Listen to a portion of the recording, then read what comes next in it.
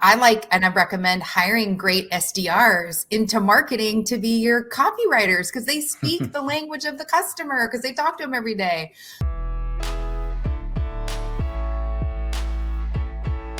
So I am joined by some really experienced folks from sales and marketing today. I got Olivier Labe. I know him really well. He's our president here at Metadata and just a career sales leader. Sydney Sloan, CMO of Salesloft. Thank you again so much for being here. And then Amy Slater, Global VP of Go-to-Market at Palo Alto Networks. Thanks so much. So this is really just going to be back and forth. We're going to just talk about some stories, like things that we've seen that help the relationship, that hurt the relationship, things you can do, maybe metrics you can even look at. So we're going to touch on all those things. And so if you've got a question in this area, or if you're actually struggling with like, oh man, I'm having a hard time convincing my head of sales to do this, or my CMO is doing these things and we don't know why, pop them in the Q&A and we'll try and address them here. So, all right, let's see what I got here. Okay, this is a good starter. What does strong sales and marketing alignment look like? I won't call on anybody. If somebody wants to just take that one, feel free. If not, I'll call somebody. I'm happy to start. And I think it goes back to what Sydney really said, is there sales without marketing or marketing without sales? I think, my belief is we go together, and it's hand in hand, it's joint collaboration, setting goals together. I've been in situations where that hasn't happened, and situations where it has, and it's much better when we are aligned on what the targets are, what the pipeline is going to be, who's responsible for what, and really that shared ownership of helping marketing get to their targets, helping sales get to their targets, that we do it together. That's been my experience in order to get that kind of alignment, which is all about communication and all about relationships and making it a hand in hand, not pointing blame at either one. I'll plus one Amy and not say the same thing, because everything she said I 100% agree with. And I think at this point I'm like, I joke, I've done 22 tours of duty. That's probably how many CROs I've worked with in tenure.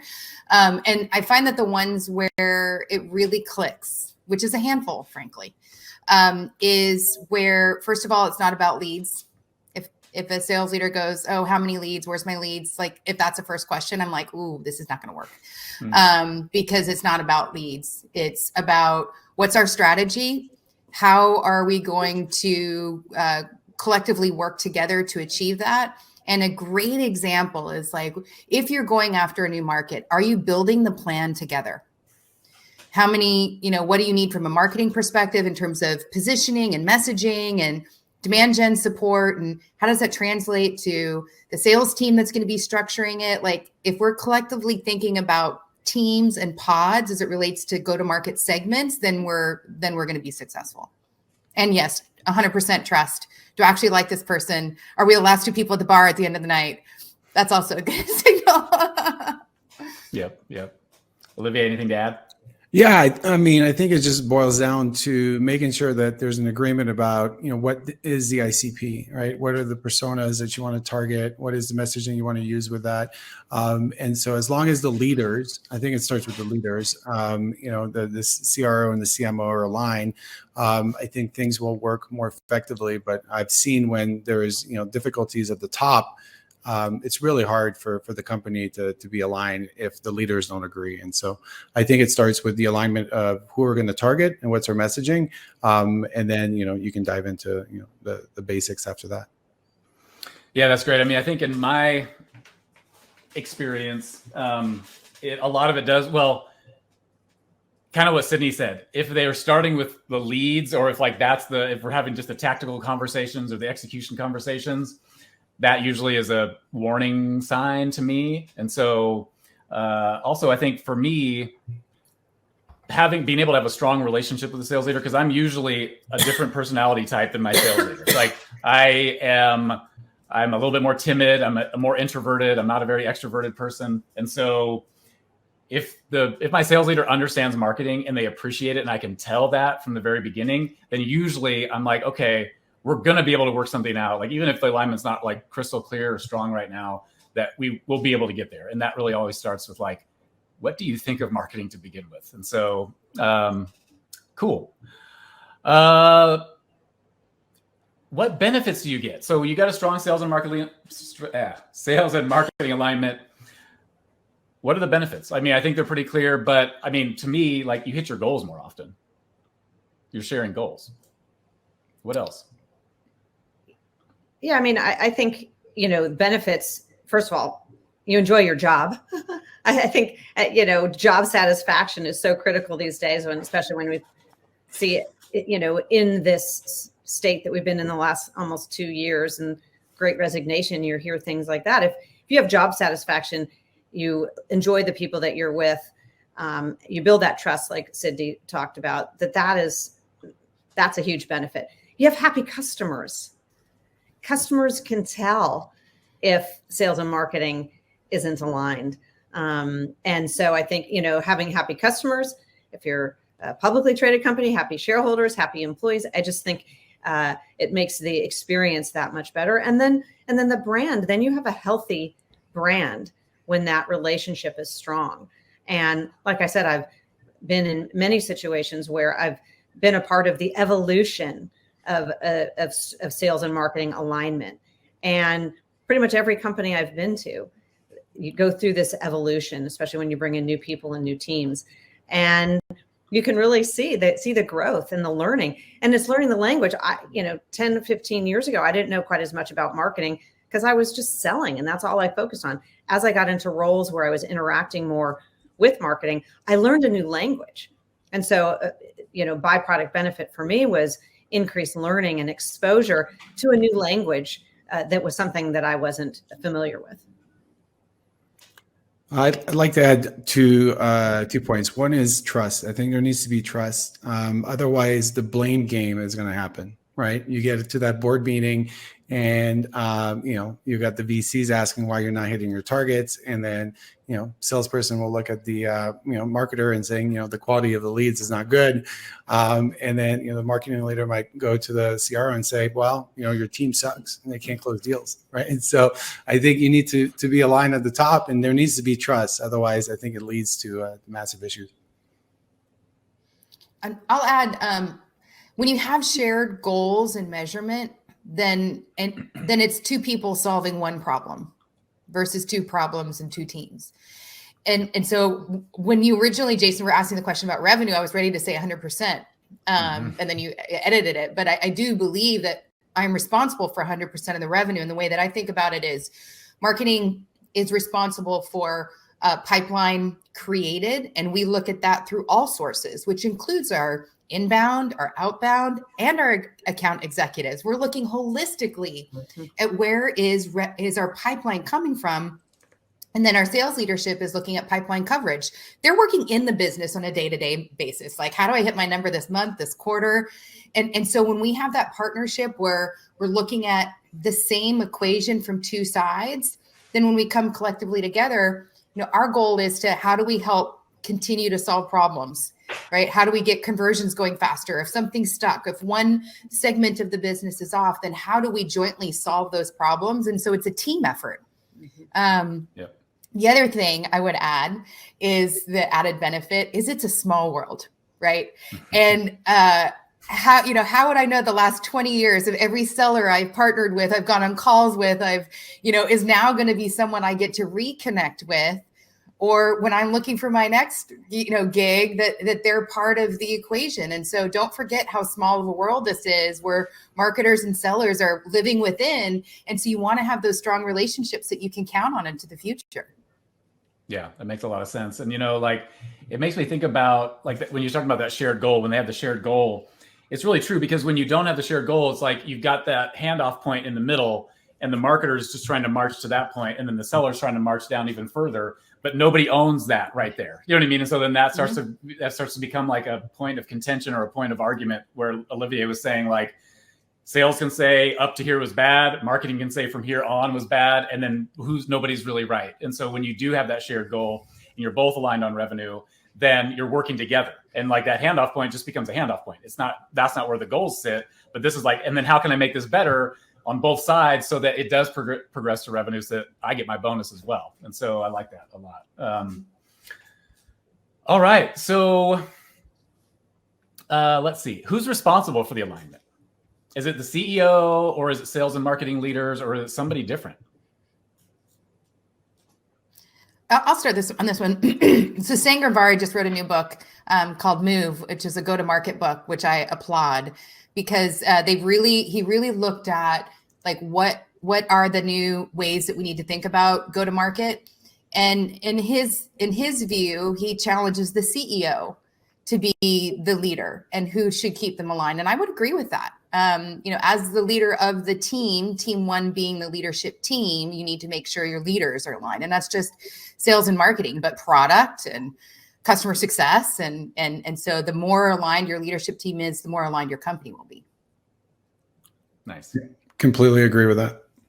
Yeah, I would have to agree. And because you can really see situations when that isn't the case, what happens, because you might have great intentions as a leader of sales, marketing, product, but if you don't have that agreement above, then I think there's more room for trouble than if you do that. Yeah. But I mean, so in my experience, a lot of CEOs I've worked for, they come up through sales. So does that bias it then? Because like a lot of them come up through sales, or is that just my experience and not like a... I mean, it may depend on maybe on the size of the company or just the experiences of the party. And I know you don't love answers like it depends, but it kind of does. But at that point, the CEO is responsible for it all. So you have to probably, if you do have a bias, you probably have to put it on the shelf a little bit. But yeah. I think I think you also do see marketers that come up into those ranks as well. But I haven't seen it being a big issue. Yeah. Cool.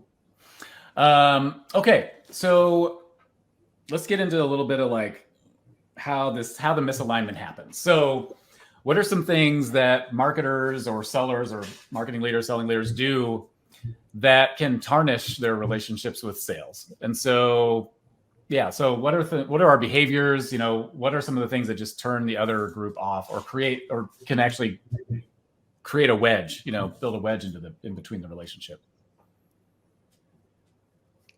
I think the easiest one, lowest hanging fruit, so I'll take a swing at it, is when marketing's killing their numbers and sales is not, and then it's like, well, I don't understand, well, go figure it out then, because either the leads aren't good or the accounts aren't engaged. And so those two things cannot be, if those are in misalignment, then everything's in misalignment. And the data is, it tells a story. I think the second part, and maybe this is the harder part, is I really truly believe that you have to walk in the shoes. And I love what Amy said about, I learned more about marketing, and that's okay if a seller doesn't know about marketing yet, right? When then figure out how. Just ask a simple question, how tell me what you do and how we can work better together, and vice versa. Frankly, how as marketers, like, how can we help sales to be more effective? What's worked in the past for you when you're partnering with your marketing counterpart? And it doesn't always have to, I'm not talking to CMO, CRO, but like field marketer to RVP or demand gen leader to SDR manager. Like, build those relationships and understand what each other needs and work towards that. Yeah. And I think it comes down to what, Sydney, what you're expressing is all about coming to the communication. I had a field marketing woman come to me and ask for a meeting to find out what my priorities were. What matters to you? We're fine tuning our plans. What are yours? And so the fact that she came to me and then I mentioned a couple of them, she goes, oh, great. I've got some ideas how we can do it and we can act quickly. And so that type of engagement. And one other thing that we did in my prior role at Palo Networks, where I was leading our inside sales organization, I got really close to the marketing team there. We actually put someone with a marketing background on my team. And so that I had a marketer, someone who really understood lead gen, understood that kind of analysis and spoke that language, had that person on my team as a sales leader to then interface with a counterpart on the marketing team. And so that really helped with that kind of alignment, because we had a person with a marketing background on my team. And so that really helped keep us honest and helped with translation. If some of us didn't really understand why things were done a certain way, we got involved on the sales side in terms of the lead scoring. We got involved. How do we want to do it? How does that matter? And so it came down to that communication and alignment so that there weren't those surprises, because prior we were surprised when marketing was high-fiving saying, we met our goal. And I said, yeah, but we got 5 leads. How did that happen? And so that misalignment happens, and it's really about that planning. So it's that planning and strategy. So you're not just at the end of the day tactically looking at, MQLs, SQLs, what have you, but you're actually talking about the strategy to get there. I think there needs to be alignment at the top where you're measured on the same metrics, right? And so if marketing is measured by, clicks, impressions, or leads, and they're not measured by revenue or pipeline. And one of the things I love about how we're doing it here is that, we talk about revenue, right?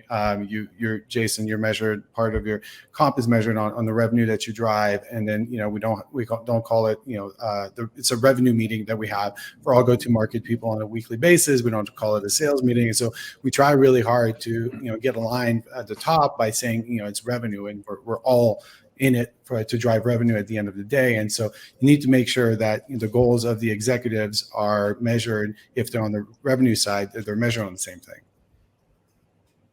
Nice. And I'm going to get a little more like tactical. So here's what rubs me the wrong way sometimes. So the first one is telling me how to run campaigns. So if my sales leader is in there now, Olivier, I'm not giving you a hard time. You have good ideas. I'm not talking about you here. But a lot of the sales leaders I've worked with, they really believe they had really good ideas and came to me.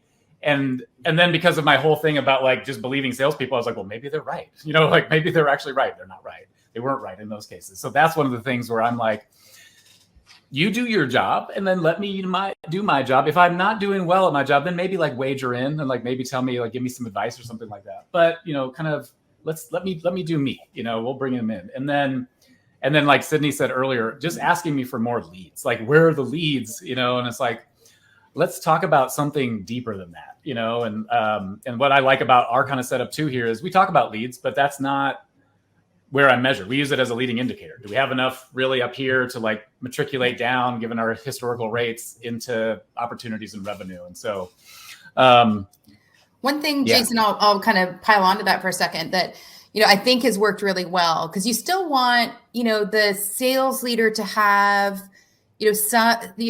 where there's a give and get, right? Like where there's collaboration happening. It's not them coming in and telling you, it's not us coming in and telling them. So I'm a big fan of what I call the menu. People can call it a playbook, whatever you might want to do. But if we come in and if we figure out what programs really work, some are high touch VIP level programs, some are a little bit more scalable, account penetration, new account penetration. Like what are those things tactically that in this case our field marketing or enterprise account marketers can do?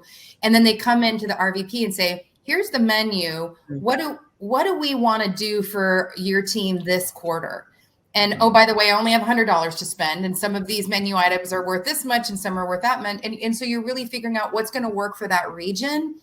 But then from an execution perspective, we have repeatable programs. We know that work. We have expectations in terms of the results based on the investment. And so we can compare, like, are those successful, and have some predictability into what we expect for the investments we're making. But at least there's some collaboration that's happening between the teams. I like that. I might have to steal that one. Please. I'll send you my menu. Got a couple of examples. I like it. Yeah. I'd love to see that menu. Yeah, sure.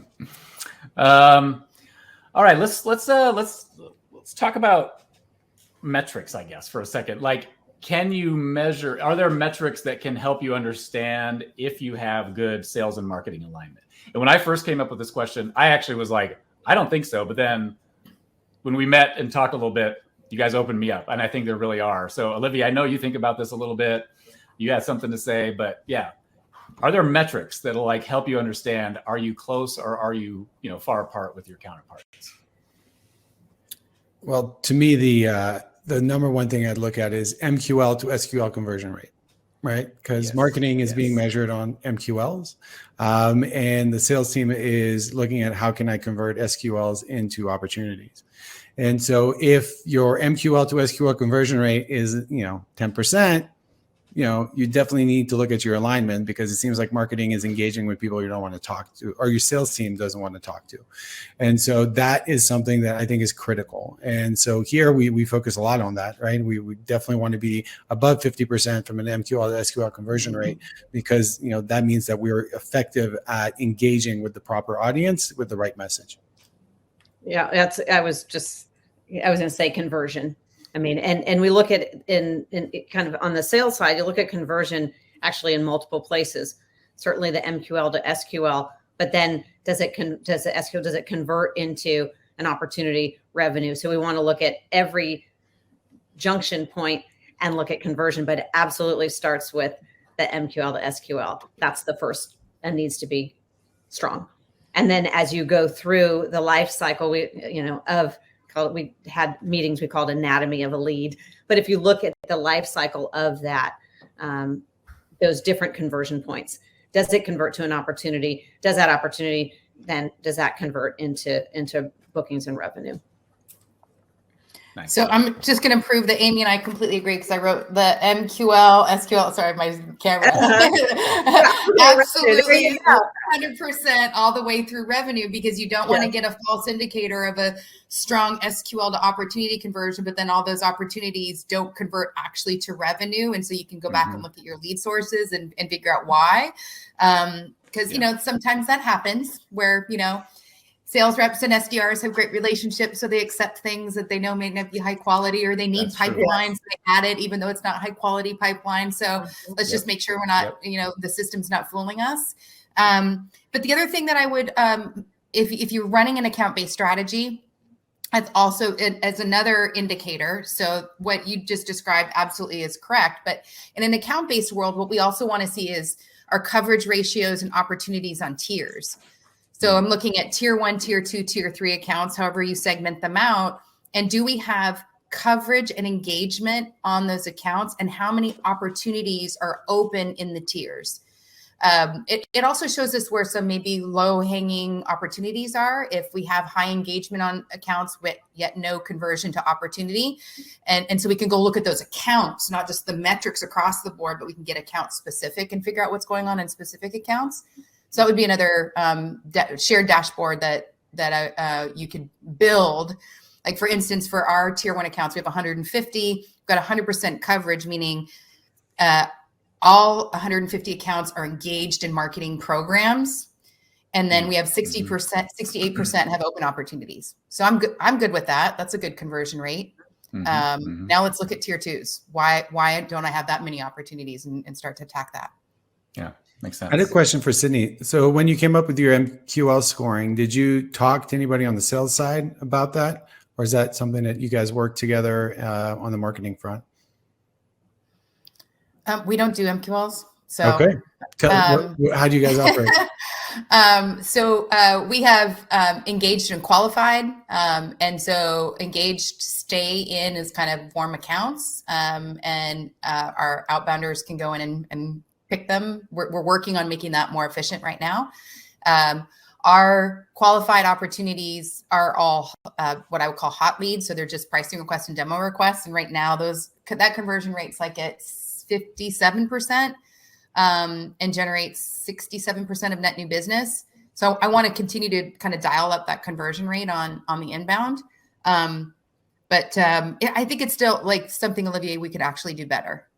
So I say that we don't have it, but I still think that getting people to understand what other outside of the hot leads are coming through, like what else.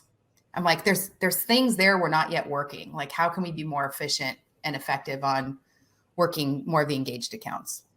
And Amy, you've managed BDR teams, so curious here. Did you work with marketing to figure out what should be? Very closely. Yeah, that was when, pretty much day one, I got on the job, and I had never led inside sales. I was always a field sales leader. And when I came in and they have this language, I thought, oh gosh. And within the first few weeks of being there, it was this meeting that went on for years called the Anatomy of the Lead. And through that process, we met regularly. And then our team was involved in the identification of criteria that would then, that we would use for scoring. And we went through a whole scoring revision. We revised it over the course of 6 to 12 months, looking at different attributes before we would assume that was a good lead for the team. And it was great. I mean, significant partnership that's even grown, and marketing really helped us drive some initiatives that we wanted that we were struggling to get through. Marketing really helped us. But really we worked on who was the persona, who do we want to go after? And for Palo Alto Networks, we were a firewall company just a few years ago.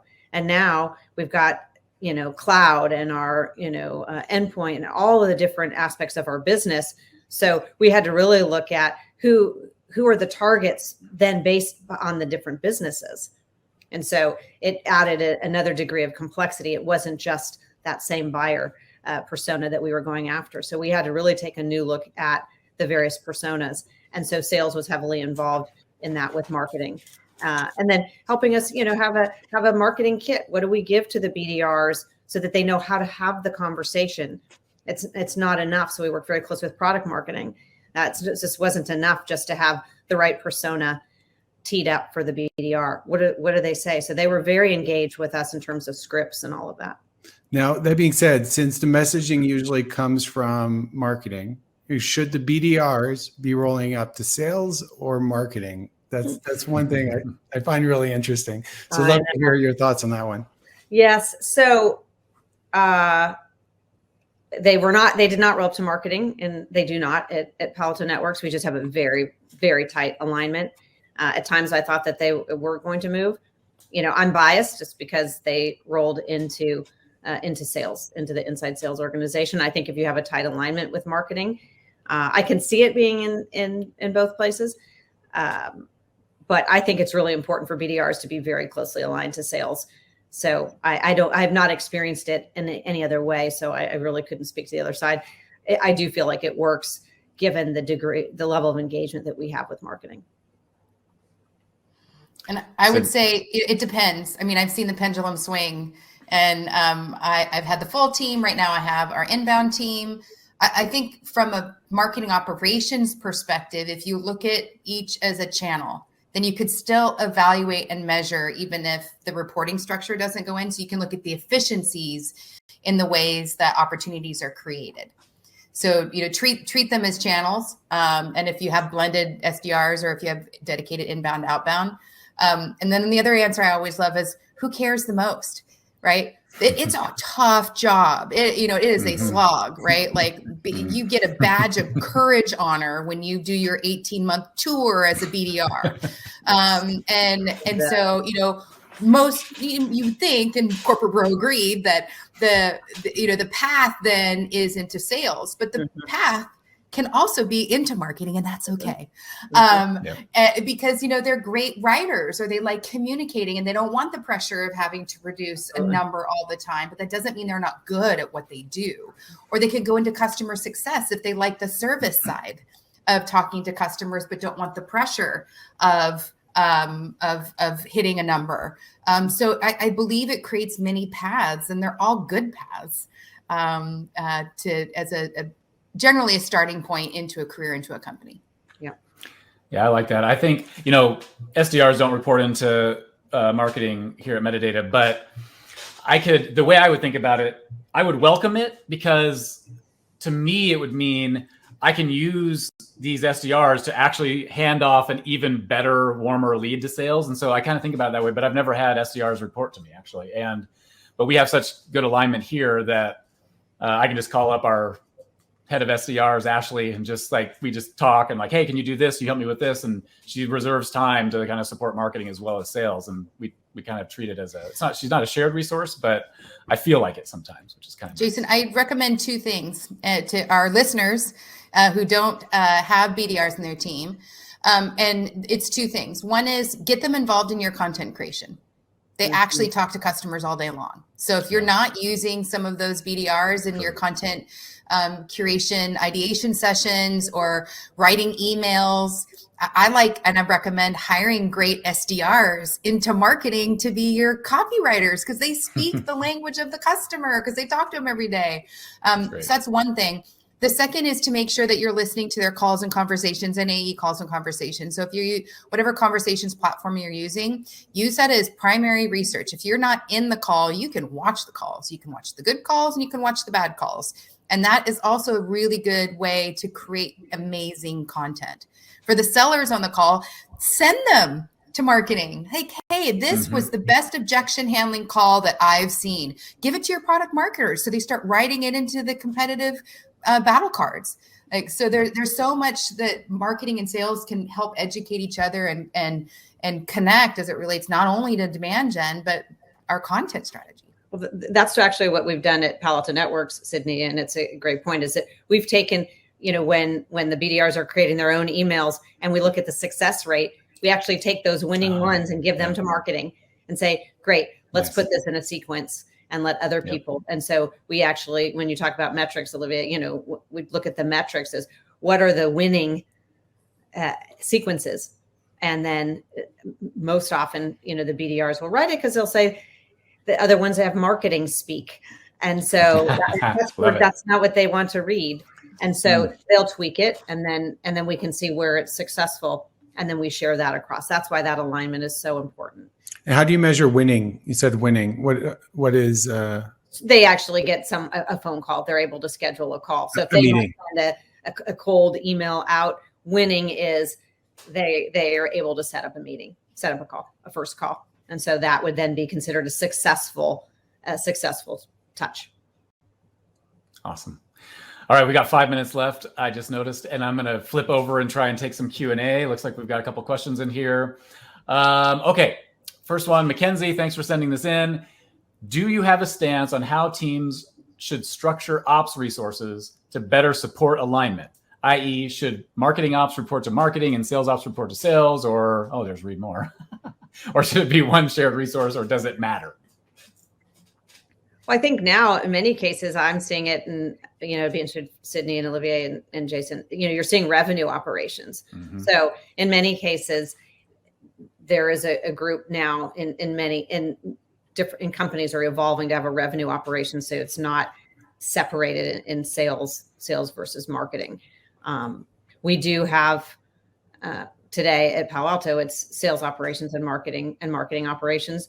They just do different things. There are people in sales ops that have a marketing function, but they report into sales ops as well. Yeah, I mean, I'm so happy to see. I believe that this world of account-based has started to bring marketing and sales together, and now revenue operations, I think, is another wave where we see like that it should be connected. I'm not yet convinced they need to be on the same team. First of all, to find somebody that can understand MarTech, sales, like all of it, because by the way, RevOps also does compensation and territory planning and all these other things. I mean, that is a unicorn.